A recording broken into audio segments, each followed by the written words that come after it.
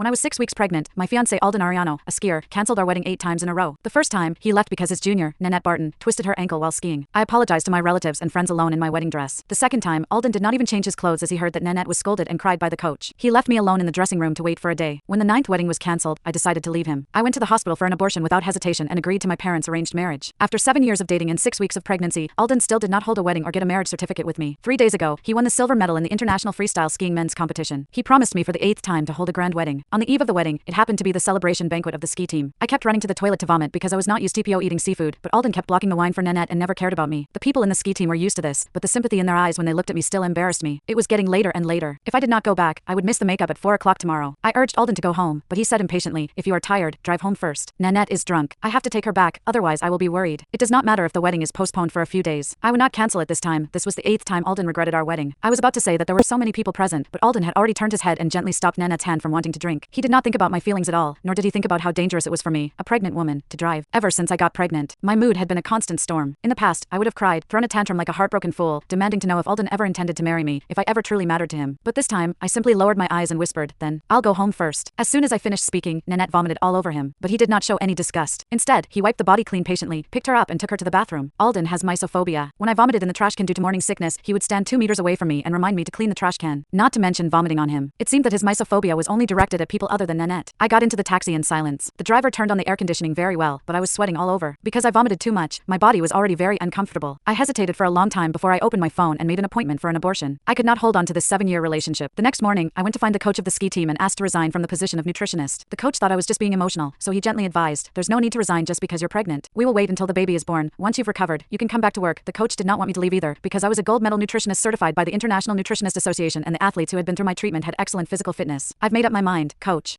Hey, I know that Alden is a bit confused, but we all know his feelings for you. When you were together 7 years ago, he confessed to you on the top of the snow mountain." The coach smiled helplessly and approved my resignation. If he did not mention it, I would have almost forgotten how fast my heart beat on the day Alden confessed to me 7 years ago. When I got home, Alden still did not come back. A night had passed. I clicked on Instagram and found that the members of the ski team had posted Instagram at the same time. Nanette's Instagram was at the top. "To celebrate the award of my senior Alden, I will pay for everyone to go on vacation in Sonia. P.S. It is also to thank him for taking care of me all night last night. Woohoo, my alcohol tolerance is really too bad." Blushing. It seemed that Alden would not be able to come back in the next few days. I did not know when he would postpone the wedding as he said. I held back the nausea that was coming up again and checked my email. I had received replies from many companies to my nutritionist resume that I sent not long ago. I replied to a large Swiss food manufacturer. Because Alden seldom went abroad, after I went to Switzerland, the possibility of us meeting would be almost zero. Only in this way could I let time slowly heal my pain. After making the decision, I started to pack my things. As soon as I opened the suitcase, Alden came back. He was a little surprised to see me open the suitcase, so he asked, "Have you seen Nanette's Instagram?" So, Alden thought I wanted to help him pack his luggage. How innocent he was.